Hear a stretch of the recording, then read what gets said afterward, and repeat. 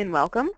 My name is Chelsea Grover. I'm the Marketing Communications Coordinator for Advent Healthcare Solutions, and I'd like to take a moment to explain the process for today's webinar. First, I'd like to mention that it will be recorded and that we're going to be making copies of this recording available to you within the next week. So today's webinar is today's electronic data interchange, so much more than claims. But before we get to that, I want to tell you a bit of who we are. So we've been in business as Lieutenant since 2003, but we've been NextGen users since 1997, which was actually EPM version 2.3. We specialize specifically in NextGen healthcare. Our goal in life is to make delighted clients by helping them get the absolute most out of their NextGen software investment. We're passionate about providing solutions for our healthcare provider partners, which in turn help them to improve patient care, enhance the patient experience, and maintain a financially healthy practice. To sum it up, we do everything NextGen. Okay, so I also want to bring some attention to some upcoming webinars that we have. On March 28th, we're going to be presenting RefundManager. It's going to be a demo of our NextGen add-on products that help streamline your refund and credit processing procedure. And then on April 12th, we're going to be presenting a demo of ChartGuard, your EHR downtime solution. ChartGuard is also a NextGen add-on product that we created, which creates PDF backups of all of your upcoming appointments so you can continue to see patients even during a system outage. We're also currently finalizing a few educational webinar dates right now, and we're going to release those dates soon. And topics are going to include MACRA Essentials, quality reporting tools using NextGen HQM, and checking the pulse of your financial practice, where we're going to look at tips and tricks for reviewing the status of your AR and other financial areas. So keep your eyes peeled for webinar invitations to all of these. Okay, so back to today's webinar. We're going to take questions at the end, but you can type them in the questions area of the webinar control panel whenever they occur to you.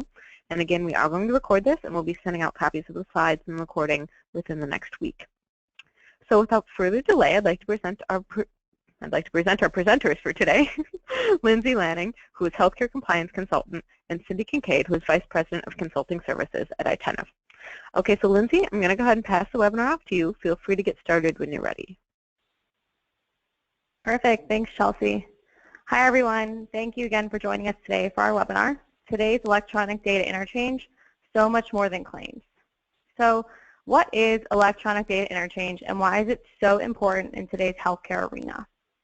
Simply put, EDI automates tasks so clinical and administrative staff are free to focus on higher value responsibilities that can improve your patient's experience and also increase the quality of your healthcare delivery. In this webinar, we will not only explore traditional EDI capabilities such as appointment reminders, statements, and collections. We will also look at the impact EDI is having for population health and other quality care programs and initiatives. These include services such as patient satisfaction surveys, real-time scheduling, patient outreach, population health integration, and so much more. We hope to leave you with a better understanding of how to leverage your EDI solutions to improve patient engagement and create better financial results for your practice. So one thing I do want to point out in today's webinar is that it's going to be solutions focused. And what that means is we will be looking at solutions multiple vendors offer. We won't be mentioning organization names. We will just be presenting the products and services available in the industry right now that your practice can take advantage of.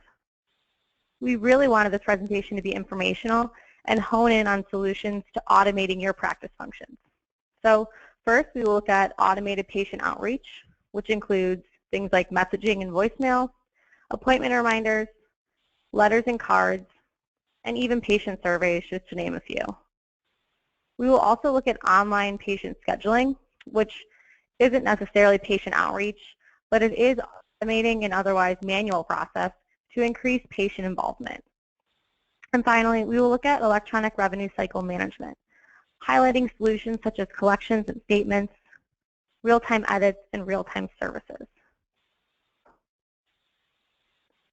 So I keep saying EDI, but what really is EDI? Well, to start, it stands for Electronic Data Interchange.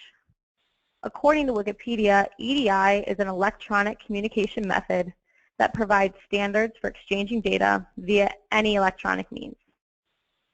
Another source explains EDI as the computer-to-computer exchange of business documents in a standard electronic format between business partners. So what's our conclusion? Well, we think EDI is the exchanging of data electronically that makes manual processes automatic with no paper or people involved. So what are some examples of EDI in healthcare? Well, we have online patient scheduling, automated appointment reminders, electronic statements, automated patient letters, automated surveys, and even automated patient eligibility verification, and that's just a few. Honestly, there are so many opportunities to communicate critical information to patients and providers, and these types of tasks don't always have to be burdened on the physician staff. Communication is crucial to effective patient care and disease management, and automated healthcare tasks has the opportunity to improve quality and actually minimize potential waste in cost and time. So why do you need it? Or why do you need to at least consider it? Well, for starters, automating paper-based tasks frees staff to concentrate on higher value tasks. It provides them with the tools to be more productive, which leads to cost savings and efficiency. Also, growing your practice should include taking advantage of technology to maintain a state-of-the-art online presence. Expectations for convenience and instant scheduling are here to stay. And in the end, it really is a strategic business move and a win-win outcome for you and your patients. So I keep mentioning growing expectations of convenience in the healthcare industry. And it's true. There is a new normal in our industry. There's a shift in healthcare toward consumerism, explained Jordan Pisarcik, who is the Vice President of Business Development for DocASAP. Patients expect convenience and a certain level of service. So healthcare systems are responding by being much more service-oriented. According to Pisarcik, 72% of patients want the ability to book and manage appointments online, but most online solutions don't meet the demand. This makes sense. As the use of mobile devices and technology continues to expand, it just seems logical that medical practices should offer a means to directly connect the patient with their provider. Now, the primary driver of this new normal is the millennial generation. From the patient's perspective, reaching someone to make an appointment requires up to 8 minutes, with 30% of the time on hold. For the millennial generation, this is definitely a deal breaker. Millennials have always had access to online information. They dislike traditional methods of healthcare. In fact, 71% prefer to both schedule online and to receive digital reminders rather than by phone contact. So clearly, these EDI services are becoming a larger, more critical component in healthcare practice operations. So let's start by looking at one very important part of that, which is improving patient engagement through automated patient outreach. And I'm going to go ahead and turn it over to Cindy Kincaid for the rest of the presentation, who will take us through what solutions are available to us right now. So Cindy, it's all yours whenever you're ready. All right, thank you, Lindsay.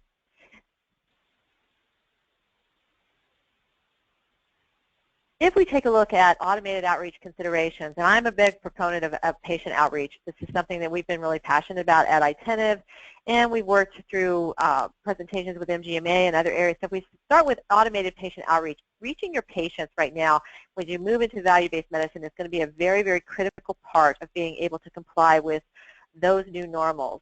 So automated outreach is an effective way that you can get to your patients, you can be proactive with your patients and bring them into your practice. So if you want to boost that engagement, first of all, you've got to do a few things to get your patients involved. You want to find out how your patients want to connect with you. What is your patient demographic? You may have different types of patients, and different specialties and different practices may have a different methodology they have to do to deploy this. If you have a very heavy elderly population, it's going to be very different than if you have a very young OB-GYN practice where you're bringing in the patients all the time and you need to be able to meet their needs. Once you've determined this, you need to be consistent with your communication outreach. You then want to ask your patients questions and value their feedback. Take it seriously. And finally, consider their life outside the office. Once you've done all of those things, then you can decide what messaging solutions work best for your patient population. If you take a look at the different types of messages that can be delivered, you can look at a message coming in via phone call or voicemail. That's pretty much the traditional way, and probably becoming less and less popular as we move forward. I'm going to skip to email because email is also another way, but as you can see with the millennials, that's also becoming less popular, and many of them have their email address only for the connectivity that they need to get into other vehicles for communications. And finally, texting. Texting is widely becoming the most in-demand methodology of being able to reach out to your patients, particularly those younger patients.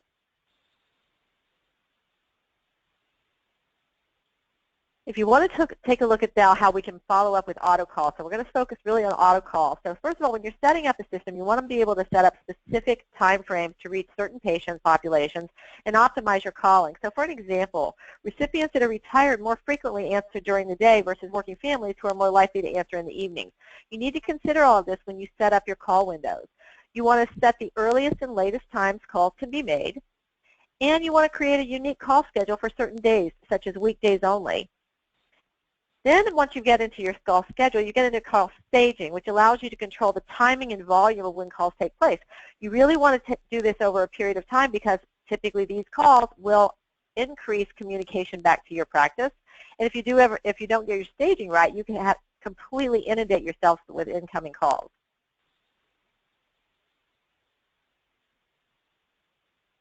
Then we want to talk about the voicemail. So you have certain auto voicemail options that you can set up. You can do a standard versus custom, unique plan messages for each recipient using specific contact data, dates, and times, text-to-speech. This is a system that will allow you to no need to re-record, just type out what you want in the voicemail and it will turn the text into speech.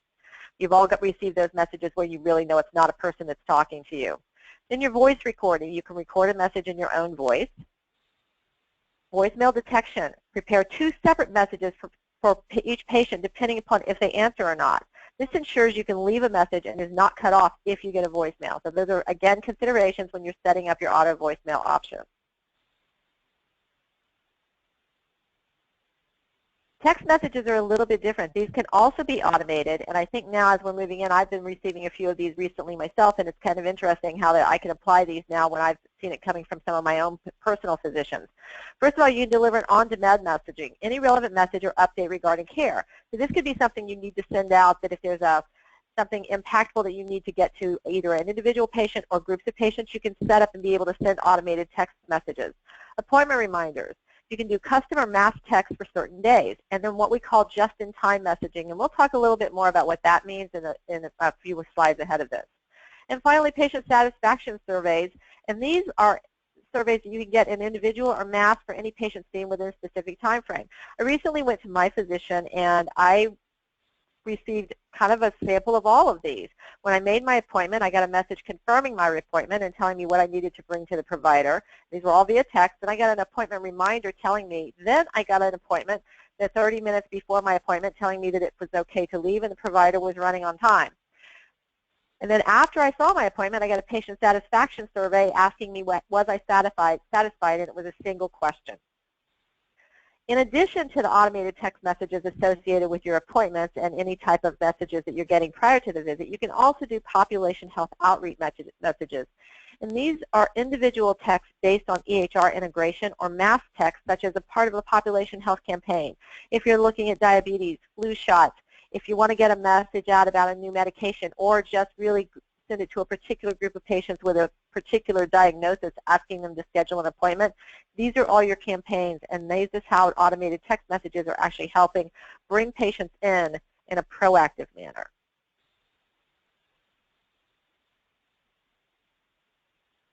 When we talk about on-demand messaging, I kind of gave you some examples when I was there. This provides the ability for the practice to send an update or a message to a single patient or a group of patients based on provider schedule, appointment type, or time ranges. Some examples could be a time delay. I mentioned that my text said my provider was on time. You can send a message out to a group of patients who are scheduled if you've had a provider that's had to leave for a delivery, or in the really unlikely event that they're actually running ahead of schedule. That's something I think we can all dream about. However, it would be the ability that if you wanted to move someone up. I've recently had a text message from not my provider, but from Massage Envy, where I was scheduled for a massage, telling me they had a cancellation if I wanted to come in early. These are the types of things that you can actually get creative and keep your schedules moving and move forward. If you've had a closure, unexpected closures due to inclement weather. I was in Michigan a couple of weeks ago when they had the heavy winds, and many of you may have seen that on the news. And I was visiting a practice, and several of their satellites had closed due to the fact that their power was out. They were able to get messages out through their company that would send it out based on their schedules. And then emergency closures. So this covers both the inclement weather and the fact that they, in their case, was closed due to a power outage. All of these things can really assist as you're trying to keep your patients notified and keeping them satisfied as they encounter delays and changes. Here's an example of an on-demand message that can be set up. So you can pick the reason for your message, and these are all automated in your systems. And again, we're talking about various systems.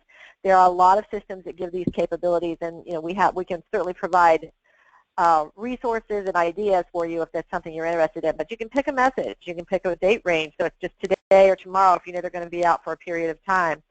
And then it will go in and it will tell the contact date and time window, and then you just continue to move forward and you can send your messages out.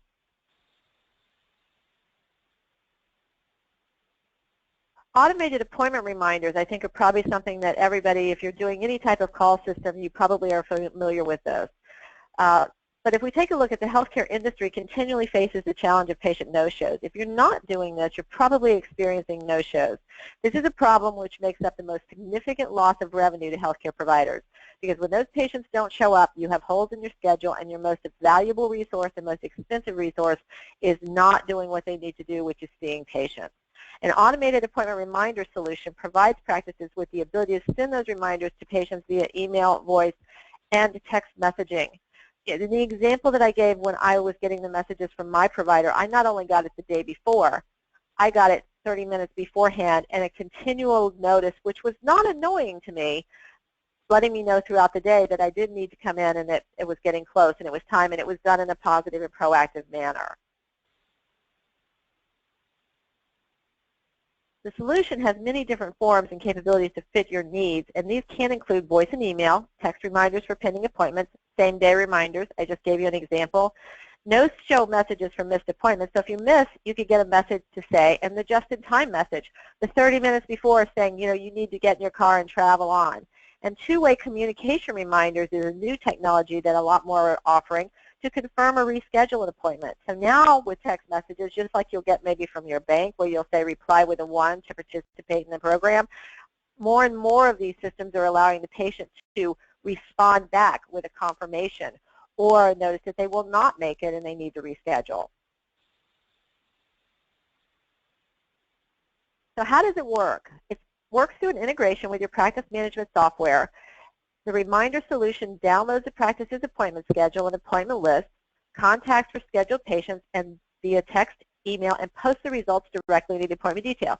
So any good integration should go both ways. You should be able to get the information to you, and then also it should let you know that the patients have confirmed whatever vehicle that you've chosen.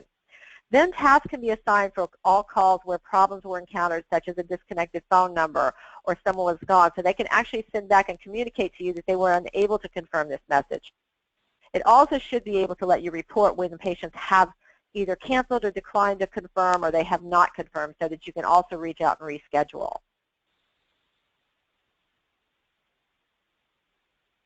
The two-way communication is a relatively new concept that is coming into healthcare. We've all been doing it with our own phones over a period of time, but this, as we said, just doesn't allow your practice to communicate with your patient, but it also asks the patients for feedback. They can notify the practice that they're keeping their appointment, that they want to reschedule, or that they would like to speak to someone at the office. If it's a phone, your patients can actually press a button to be instantly dialed to the office. If they want to talk to you and actually physically speak to someone, then we'll have a link that you can go and it'll just call right from the phone. Text message, you'll see your patient's text reply is in the report.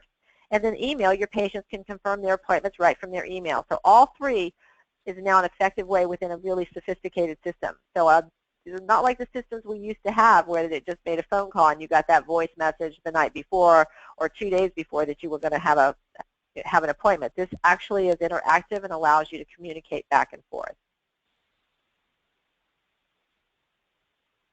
Just-in-time messaging, again, this type of appointment reminder sends a voice or text message to the patient a few hours before their appointment time. You get to choose that. If the patient's appointment is very early, they can actually send a message the night before as well. It allows you to set up a window or a number of hours that you can designate the earliest appointment time they will start and then the latest that it will start. And in the example we have, the practice sends the hours 2 hours before the earliest appointment being 10 a.m. for reminder. So John Smith will get a reminder at 9 a.m. for his 11 a.m. appointment, but Betty Sue will get a reminder the evening before about her appointment at 9 a.m. So you get choices as to how you want to set this up. So why consider it? It reduces patient no-shows rates and increases revenue. It raises staff productivity and operates more efficiently because you don't have as much manual intervention by freeing up your staff's time so they can deliver improved patient care. It reduces expenses compared to manual calling and mailing. It allows you to configure and patients customize. It utilizes the patient preferred method contact, telephone, text, email. You should be able to choose on a patient-by-patient basis to remind their patients of their appointment time. And it's an interactive communication with patients to increase their engagement and satisfaction. And it delivers confirmation messages inexpensively, accurately, and quickly. And I can tell you from personal experience, it is a patient satisfaction increase. I love it. And I think, it's something that I think that as we move forward that more and more patients are going to come to expect because we're getting it in all industries. Why would we not expect it in healthcare? When you think about client experiences, a client out of Brookfield, Wisconsin harnessed the power of automatic appointment reminders to connect with patients. They were able to reduce their no-shows by 83%. And this is just one example with one of the systems that we work with. So let's move on to the facts. An MGMA study conducted on NextGen healthcare clients found your practice could increase revenue by 15.8% to 21.7% just by using automated patient outreach. So now as we move on to just all of these various methods of outreach, think about it. It's not just a matter of patient satisfaction. It's actually a revenue tool.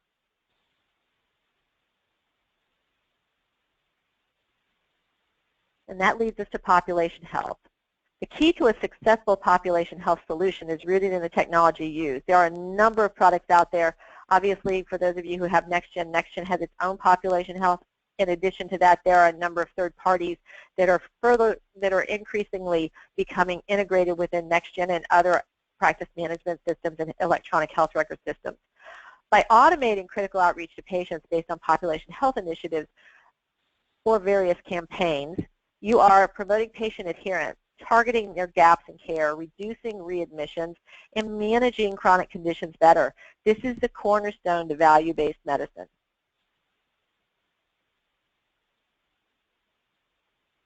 So why does automated outreach really matter?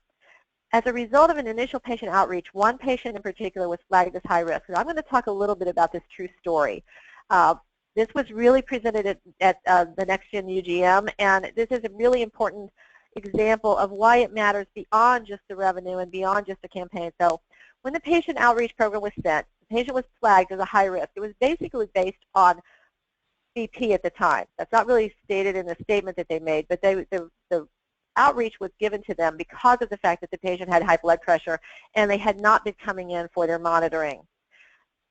They received the notice, they scheduled the appointment. Now when the patient came in, she complained of chest pains while she was actually in the clinic. It was one of those what-if moments. It's like, well, while I'm here, the quote was she wasn't planning to show up for an appointment because of the outreach. We got her in the door. The patient ended up getting a heart catheter within 24 hours. She had a 98% blockage in 2 major arteries, and it resulted in a double heart bypass the very next day. Had that patient not come in, which she wasn't planning on doing in the first place until she was reminded that she needed to get in, had that patient not come in, the outcome could have been very different.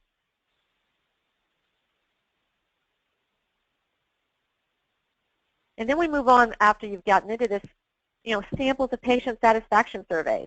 Patient satisfaction surveys, first of all, are a requirement with many of your quality care initiatives. Patients send them their home.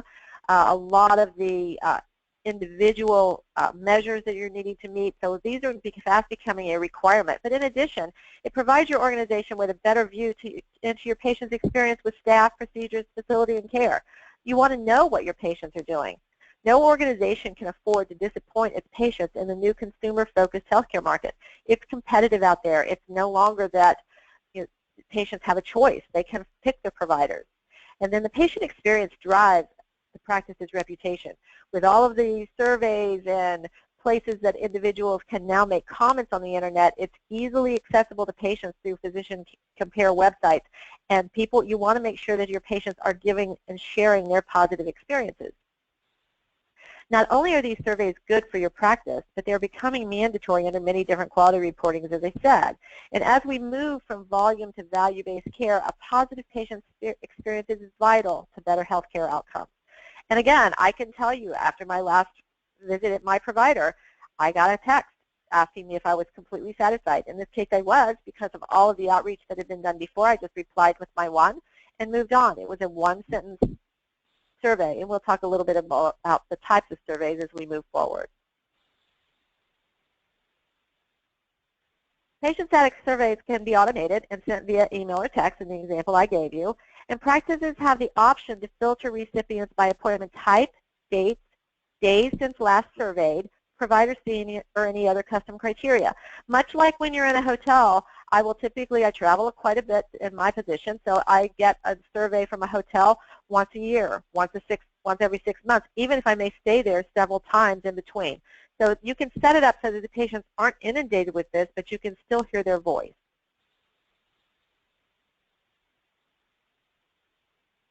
And then you can have, as I said, multi-question surveys. Experience-based surveys requests are sent as links within an email or text. These links point to an online survey with a token that identifies what survey to present to the patient. These surveys are constructed such as that the patient can complete the survey via laptop, other browsing device, or on their smartphone.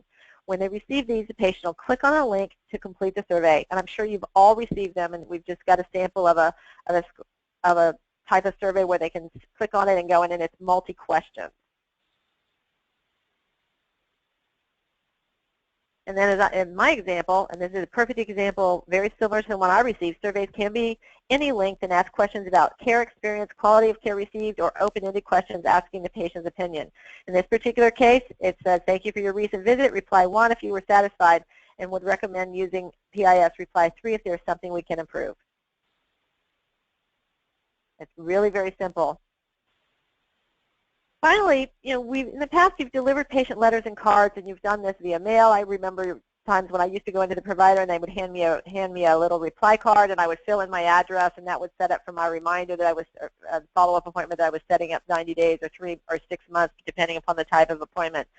Patient letters and cards can be electronically generated now and used for purposes such as, in my case, recalls, appointment reminders, budget and collection letters, birthday wishes, and general announcements and holiday greetings. So all of these things can now be done electronically, whereas in the past, this was all a manual function.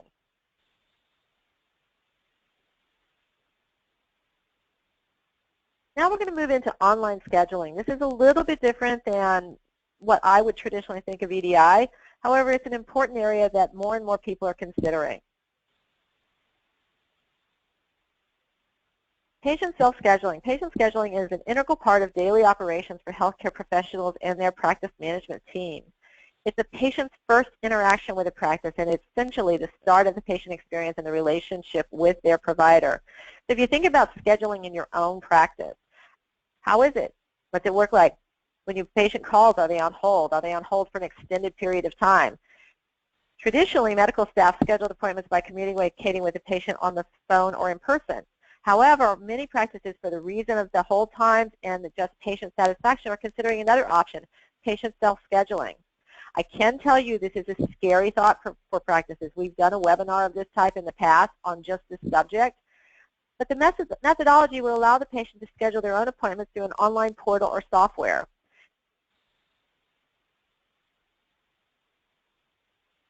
And this is becoming increasingly popular, and many systems are popping up that offer different initiatives and different ways to do this simply because of pressure. Patient engagement initiatives are driving this. Patients are now consumers. They want satisfaction, convenience, and it's a competitive market. And the technological innovation is expected. They want to see this. They can do it everywhere. You can schedule anything virtually from your phone these days. So why would it not be something you would do in healthcare? Let's talk about the current state. Accenture published 2 studies in which they found 77% of patients prioritize booking, changing, and canceling appointments online as important. Patients spend an average of 8.1 minutes scheduling an appointment, and 63% of the time their calls are transferred or put on hold. I do want to add that as well. And that's an annoyance that I find most people will share. And again, with this many patients wanting the service, it's something that I think we need to look at.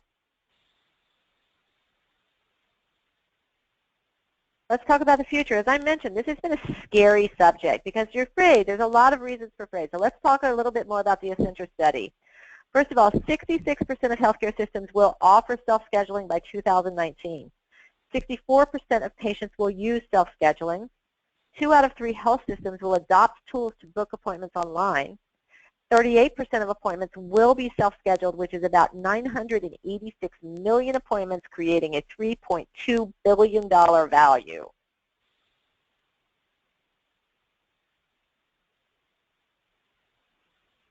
So how are we going to do it? How are we going to move into this area? Because again, it's a scary topic, probably one of the scariest ones I've ever heard from physicians really push back on, because there's a number of reasons. They don't want it to be overbooked. I get it. You don't want to have 5 patients show up because of some flaw in the computer scheduling. They also want to be able to control and make sure that the patient is getting in when they need to get in. They don't want a patient booking an appointment 2 weeks from now when they really need to be seen today. So let's talk about how we can do this. What are the options? And there's numerous options on how a practice can set up online self-scheduling for their patients. You can do it through a third-party website. You can build your own, and you can do it through your EHR portal, or a combination of all 3 of these. The first option, which is very much the easiest to implement, and it's something that many NextGen practices are doing through the portal right now, is that they can allow the patient to just request an appointment. So the patient can submit an appointment request by selecting a preferred date and time, and then they must wait for a response from the practice with the actual date and time. Or you can take it the next step within NextGen, and a patient can book an appointment themselves by finding and selecting an available date and time, also known as real-time booking. Now, we have deployed this in a couple of sites now, and it's actually going very, very well. In both of these cases, they picked certain event types and certain appointment types, so they were allowing to do this. They didn't open it up for everything, such as an urgent visit or something that's a sick, what we would call maybe a sick visit, but they opened it up for their online annual exams or physical exams, depending upon the type that they're allowing. And those looked really easy. We opened only a certain number of slots a day, and it was really easy to do, and they're actually expanding it and moving it out. We encountered very little challenges associated with this.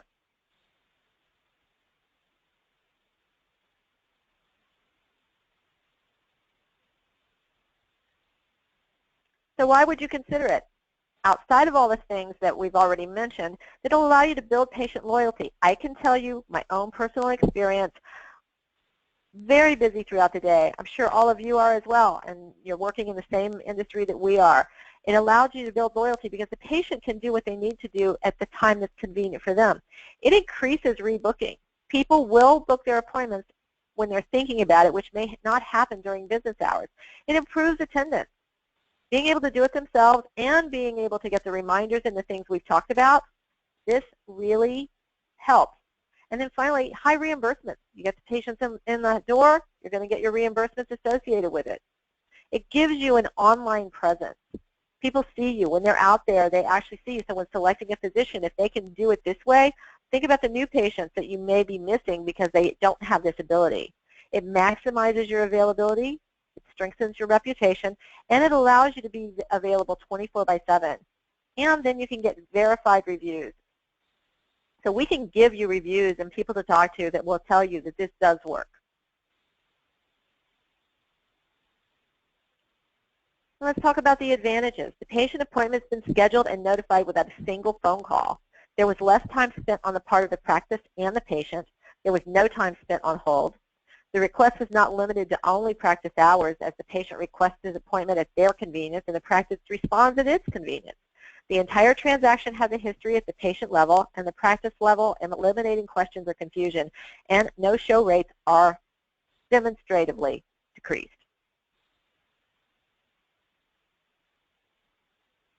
So real-life results. One client found that the average phone call to schedule an appointment took 4 minutes and 40 seconds. After implementing their own web-based scheduling system, they were able to cut the phone call times down to 2 minutes and 1 minute and 30 seconds to manually book the appointment.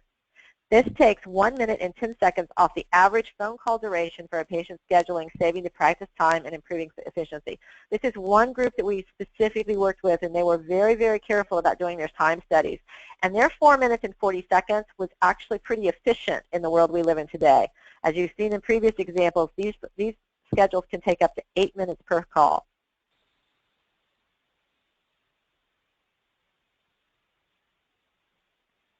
So continuing client experiences, patient access is huge. Patients need to be able to be seen right away. This web-based patient scheduling was a pivotal strategic move to allow patients to make an appointment in real time. We have been very successful and have scheduled 25,000 plus appointments a year to date with this new software.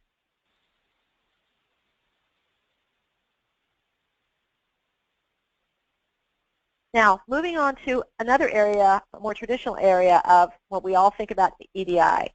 So we want to create better financial results, electronic revenue cycle management. How can this help? We all know about the obvious thing, which is claims. But moving on to other options, healthcare, as a reminder, we have to start and think. Healthcare is a business. While the focus in healthcare is providing a positive patient experience and quality care, and we've talked about that in all of our previous slides, that has to be our most important aspect of what we do every day. We also still have to remember that it is a business. And there is a business aspect to running a healthcare practice. Minimizing the financial impact of outstanding patient balances can be crucial to the success of a healthcare organization, no matter what its size. But reaching patients is half the battle. As we've moved into a new area of healthcare and you've got higher deductibles, patient balances are now becoming more and more pivotal in the way you actually function every day. The first thing you can do with a new effective EDI system is that you can actually have automated collection reminders. Collections have proven to be one of the most challenging areas for healthcare providers. I think we all know that. And then automated collection reminders perform a vital function that can oftentimes be uncomfortable task for the office. Who wants to make that collection call? With automated reminders, it allows the practice to quit making those uncomfortable calls, which I think has been one of the things that I really wasn't thinking about until I was looking at these systems. Collect past due balances faster, and increase the patient response rate. Because not only do we not want to make those uncomfortable calls, the patient doesn't want to get them. And this may be an oversight on their part, or it could actually be that the patient just really is embarrassed and doesn't want to talk. This takes some of that away. So these reminders can also be automated to print and mail, just as an added note. So you can get the text reminders and then you can follow up with a letter. One thing that we want to note is prior to implementing this feature, patients must give written consent to allow these reminders to be sent in compliance with federal regulations. So I did want to point that out. Might be something that you want to look at and talk about if you're considering setting something of this nature up. Now, in addition to being able, and this is something that I think probably everyone is already using, you have the option for automated paper statements. This is really traditional EDI. This is the automated solution to process, print, and mail your statements. If you are still sending paper statements, which I doubt if anyone on this call is, the benefits for this is obvious. I won't spend a great deal of time on this, but you can see that if you're not doing this, you really, really need to consider this. And we won't focus too much on the paper statement features other than it is very much it's a safe and encrypted way of putting this in. It allows you to save monies, and it also allows you to control in a much easier way being able to get your statements out. One of the items that a lot of people don't consider and you want to make sure is your bad address reporting. By doing it this way, a lot of the systems have the capabilities of being able to take and do some corrections with your statements through bad address reporting. And then also the fast forward with address corrections offered through the post office now. So you want to make sure that if you are using a system to get your statements, that they do have these capabilities. Automated electronic statements. This option allows you to patients the ability to receive and immediately respond to statements on any device. The benefits include reduced paper, reduced costs, quick links to payment options. This is a functionality within the portal. And for those of you who are using it or maybe coming up on portal, this is one of the most aggressive areas that is increasing in portal usage today, because not only can they send the statements, they can actually now make payments all through the portal. Finally, real-time services, RTS. We all know, for those of you who are using RTS, that RTS had a few issues this week, so I just wanted to call that out. But overall, this has been a very reliable system. And real-time transactions allows the practice to check patient benefits using real-time submission via the internet. This is a service that NextGen has. Many of our clients use it, and with, again, the areas of high deductibles and being able to track patients' movement, it is really very nice to be able to do this eligibility prior to the patient arriving.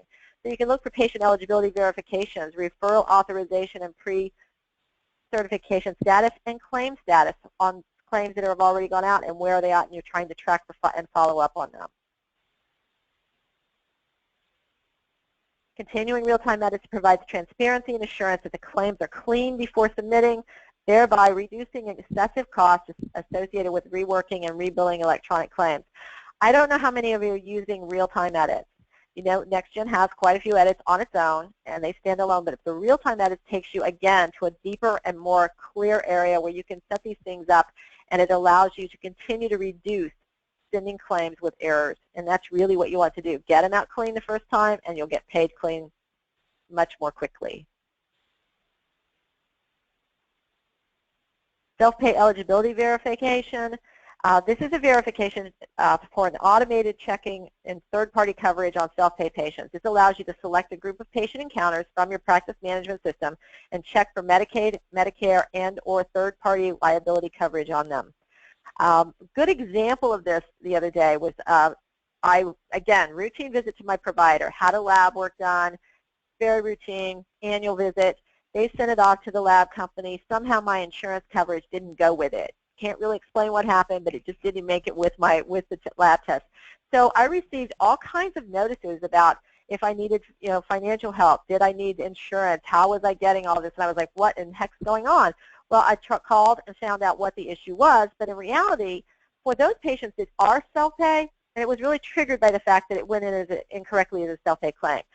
For those patients that are self-pay, this could be a lifesaver because it will go out, it'll look to make sure that, first of all, the coverage wasn't missed, and then it will allow you to even set up notices for them. So this is a really exciting and new opportunity to be able to help maintain your self-pay collections.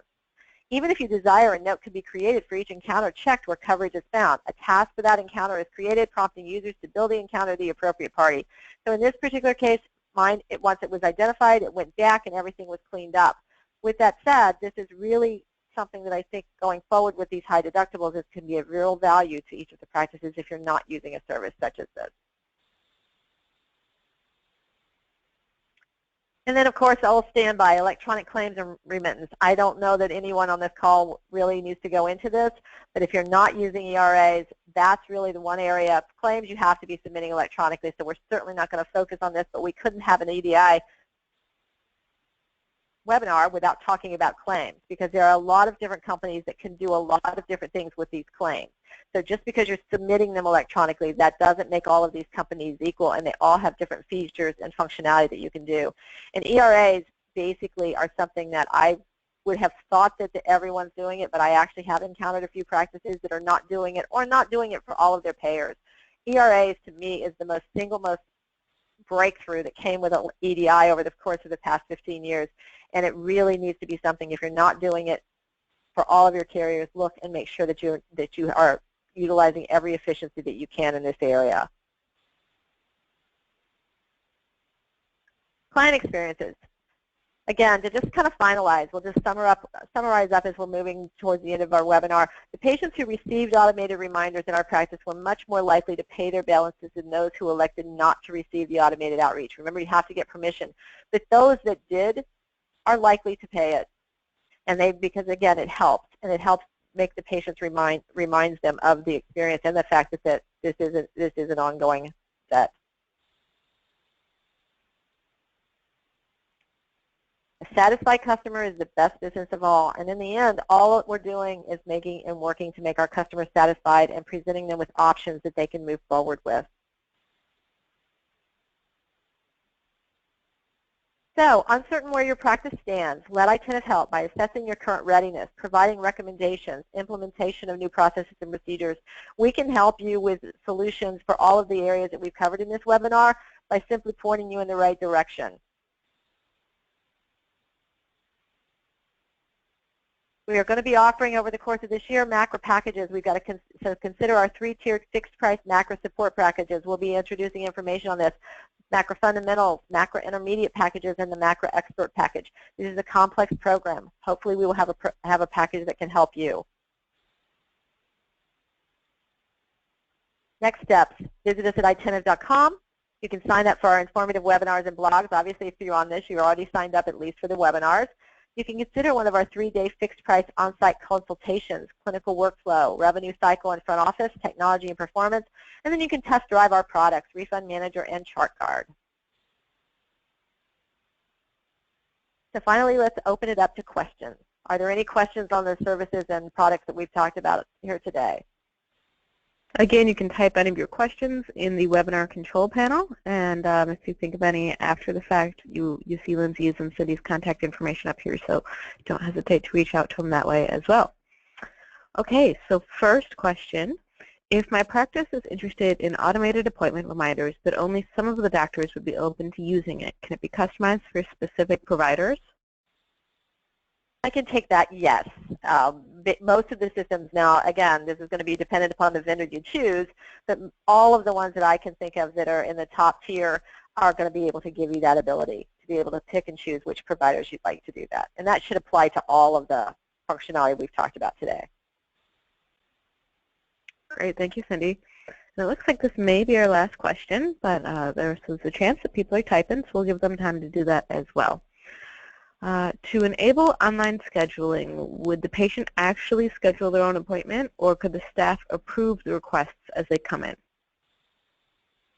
Both of those options can be implemented depending, again, on the vendor that you choose, but yes, depending upon how you set it up, you would be able to either approve it when the patient sends it in, or they would be able to just go ahead and schedule based on the criteria that you have put in. Great, thank you for that clarification. Looks like we have another question. How do we get notified if the patient confirmed an appointment? It would be in your daily schedule, and so if you're thinking about NextGen, when you do your appointment list, you would be able to see it in there. It's basically, you know, I don't have the field up in front of me, but it's basically, it would show you that the patient has confirmed, so it changes the status of the appointment. Okay. Great. Well, thank you all again. Thank you for joining us today and for taking time out of your busy schedule.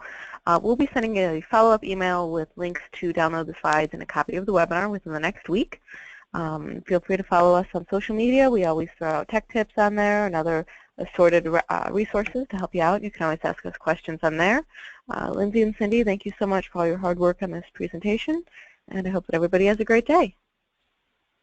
Thank you, everybody. Great, thank you. Bye-bye.